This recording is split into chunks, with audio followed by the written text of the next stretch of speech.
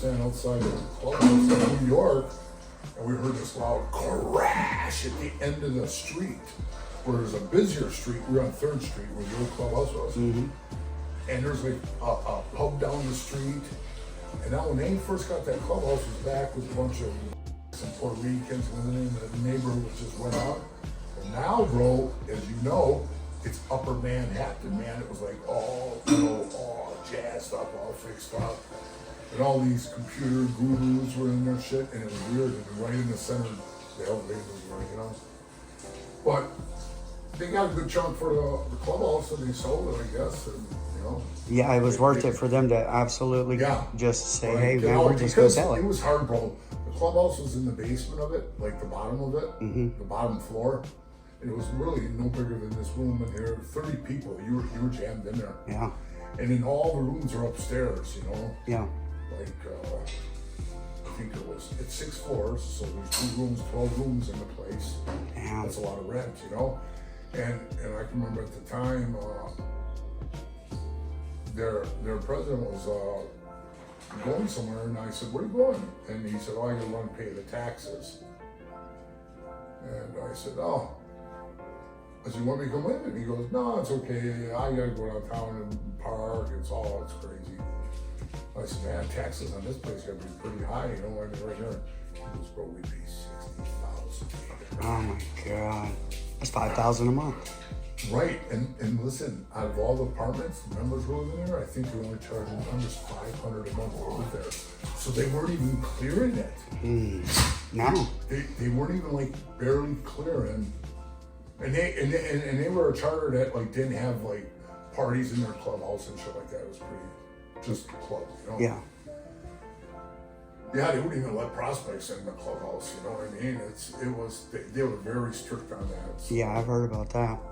But, like I said, they sold it and they got a good penny for it. But the apartments upstairs, some of them were like pretty primitive, some of them were pretty cool. Depends on who had them. Yeah, yeah. But a lot of the guys were moving out. Like one guy going to Long Island, another guy went to, another part of town, and they were all moving. They were actually all moving out. I think there was only like a couple guys. I think like Scotty, he lived up on the top floor, and another guy named Blue, he lived down there. I think that's it. Yeah. I think that's all that lived in there. But what a classic clubhouse, man. I mean, it was so classic, bro. Walking up the stairs, and it was the big stairs, they were like a foot apart, so like when you're walking, bro, it was, you were carrying like tons of groceries. You were like, oh my God, the 6th floor. But they had a pulley where you would pull a basket up, So that's the way to do it. Well, if you had somebody else up there to grab them. Yeah. Can't beat the prospect. You've seen all of us trying to put a hoist on it with ropes tied around it. A big 60-inch flat screen upstairs, like to the 5th floor. Yeah. We kept thinking it was going to come loose and fall. But I'll tell you what was funny was they had the best security system.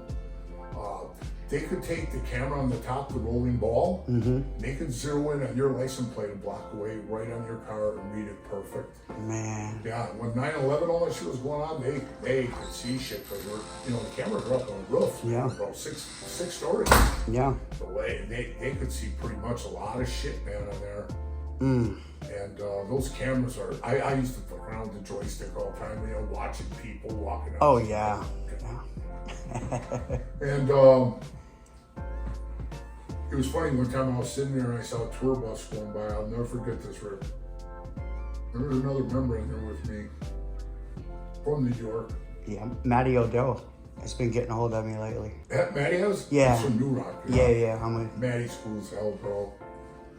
And so one day this tour bus goes by. It's a double-decker where people sit on top and the bottom. And the guy's talking. He goes, this is the famous New York Hells Angels headquarters right here, where Big Vinny Guillermo threw a woman from the top of the building to where they're not performing a on him, right? Wow. I'm sitting inside the clubhouse and I see this, right? So I look over at the other member and I go, that really happened? Because I didn't know, right? I mean, it's way before my time. That really happened? Remember, it was so cool, man. He was so nonchalant. He just goes, no. I go, all this guy's crazy then, huh? He goes, he threw her off the top of the building. He threw off like the 5th floor. And I kind of looked at him, and he did a room on SWAT, right? So I looked up at the cameras, I go, them bastards, man, they can't get nothing right.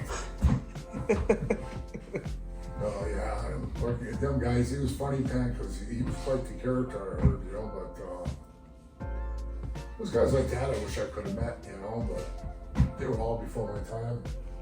Yeah, there's still a couple of legends out there that, Well, Bert was a legend, man. Bert. Still's a legend to me. I don't give a shit. Doc, John the Baptist, you know, there's Yeah, John's yeah. still hanging in there strong. John's a great guy. You know? I used to get a lot of advice from John. I like talking to him, and yeah, I carried him way up here, man. You know, he was like another Cisco kind of guy, and every time I got together with him, man, we shoot the shit and stuff, and he says, one time, we were in Virginia, and he says, hey man, I'm not saying this like I'm gay or something, but I just want to say that every time I see you, you smell really good. You got some good cologne on. And I used to wear Caesars, you know, from Caesar's Palace. Mm-hmm. Well, I'm not bullshitting. I get on airplanes and the flight attendants go, woo, somebody smells good. Bro, I got nothing but compliments on that shit. It was like the best cologne for a guy. Damn. You buy it from Caesars was $50. You buy it from a perfume, like a perfume store or something, it was like, I don't know, like $25 or something like that. So like I told you, I bought it all the time, and I told John the Baptist about it. I says, it's called Caesars, you know. I saw him the next time I saw him, and I'm talking to him, I go, man, I can smell the Caesars on you. He goes, yeah, I'm coming out. So I says, well, did you buy a bottle? And he goes, shit, I bought a whole case, right? Shit, I wish they would have been not putting me out in bed. I could have talked to John because he bought a case and they stopped making Caesars. Oh. Yeah, bro, they're on, the ones that were left, they were selling them online on eBay for $100, $150 a bottle. And hey, I bought all the last 3 bottles that were on there. The other ones are bogus. They're bullshit. Yeah. There's a certain stamp that Caesars puts on them, and when they showed the wrappers, I knew which ones had the stamp, so I said, that's a real one, that's a real one. The other ones were fake. They're just like colored water, like green colored water, and you spray it and you're like, I don't even smell the shit, Right, you know? exactly. So, maybe John the Baptist has got about 5 extra bottles he wants to get rid of. Yeah, Maddie was from New Rock. I used to see Maddie. In the beginning, I never got to see him when I got in the club. He was always in jail. He was always being thrown in jail at the time.